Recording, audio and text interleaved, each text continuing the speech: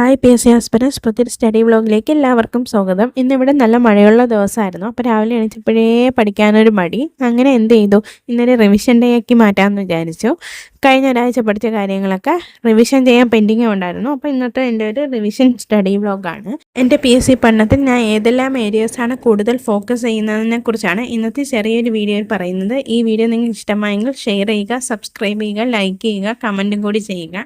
P S C പഠനം start ചെയ്തപ്പോൾ മുതൽ ഞാൻ ബേസ് തയ്യാറാക്കാനാണ് നോക്കിയത്. പിന്നെ കൺസിസ്റ്റൻസി ഞാൻ കൃത്യമായിട്ട് മുന്നോട്ട് കൊണ്ടുപോകുന്നുണ്ട്. കാരണം എത്ര മണിയുള്ളൊരു ദിവസമായെങ്കിലും ഉണ്ടെങ്കിലും 1 മണിക്കൂറെങ്കിലും ഞാൻ ഡെയിലി പഠിച്ചിരിക്കുമെന്നൊരു വാക്ക് എനിക്ക് തന്നെ കൊടുത്തിട്ടുണ്ടായിരുന്നു. സോ അത് ഞാൻ ഇപ്പോഴും ഫോളോ ചെയ്ത് പോകുന്നുണ്ട്. നെക്സ്റ്റ് എന്ന് പറയുന്നത് ടൈം. എത്ര ടൈം കിട്ടുന്നോ അത്രയും ടൈം പഠിക്കാൻ നോക്കും. രണ്ടാമത്തെ കാര്യം എന്ന് പറയുന്നത് PYQ ഞാൻ ചെയ്തു. ഡെയിലി PYQ ചെയ്യണം. വളരെ ഇമ്പോർട്ടൻ്റ് ആയിട്ടുള്ളൊരു കാര്യമാണ് PYQ എന്ന് പറയുന്നത്. ഞാൻ OMRൻ്റെ കോപ്പി പ്രിൻ്റ് എടുത്തിട്ട് അതിനെ കോപ്പി എടുത്താണ് PYQ ചെയ്തു പോകുന്നത്. ഒരു ദിവസം ഞാൻ എൻ്റെ PYQ എഴുതിയിട്ടുള്ള OMR ഷീറ്റ് കാണിക്കാം, അപ്പോൾ നിങ്ങൾക്ക് മനസ്സിലാവും. അതിനുശേഷം ഞാൻ SCERT ഫോളോ ചെയ്ത് തുടങ്ങിയത്. ഇപ്പോഴാണ് ഞാൻ ന്യൂ SCERTയും കൂടെ ഫോളോ ചെയ്ത് തുടങ്ങിയത്. ഒരു 6-7 ചാപ്റ്റേഴ്സൊക്കെ പഠിച്ച് തുടങ്ങിയതേ ഉള്ളൂ ന്യൂ SCERT. ഇനി എനിക്ക് ന്യൂ SCERT കംപ്ലീറ്റ് ചെയ്യണം.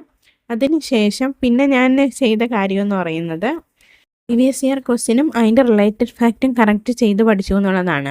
പ്രീവിയസ് ഇയർ ക്വസ്റ്റ്യനും അതിൻ്റെ റിലേറ്റഡ് ഫാക്റ്റും ഏതൊക്കെ എക്സാം നടക്കുന്നുണ്ടോ ആ എക്സാമിൻ്റെയൊക്കെ ക്വസ്റ്റ്യൻസ് ഞാൻ ചെയ്ത് അതിൻ്റെ റിലേറ്റഡ് ഫാക്റ്റും കൂടി കണ്ടെത്താൻ ശ്രമിക്കുന്നുണ്ട്. കാര്യം വളരെ യൂസ്ഫുൾ ആകുമെന്ന് വിശ്വസിക്കുന്നു. എല്ലാവരും ചെയ്യാനുള്ളൊരു കാര്യം PSC പഠനം സ്റ്റാർട്ട് ചെയ്യുമ്പോഴേ പ്രീവിയസ് ഇയർ ഒരു ക്വസ്റ്റ്യൻ കിട്ടിയാൽ അതിൻ്റെ റിലേറ്റഡ് ഫാക്റ്റും കൂടി പഠിച്ച് തന്നെ പോകണം. അത് നിങ്ങൾക്ക് ഭയങ്കരമായിട്ട് യൂസ്ഫുൾ ആവും.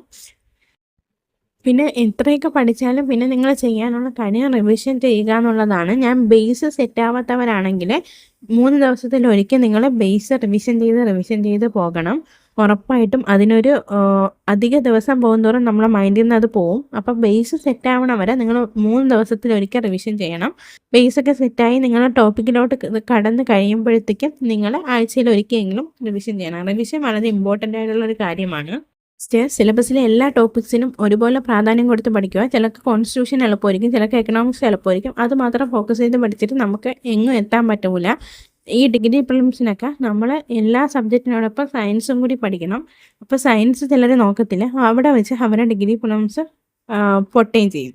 സോ അങ്ങനെ വരാതിരിക്കാൻ വേണ്ടി സയൻസ് ആയാലും മാത്സ് ആയാലും അതുപോലെ മലയാളം ആയാലും ഇംഗ്ലീഷ് ആയാലും GK ആയാലും കറണ്ട് അഫയേഴ്സ് ആയാലും എല്ലാം ഒരുപോലെ കൊണ്ടുപോകാൻ ശ്രമിക്കുക. Thank you.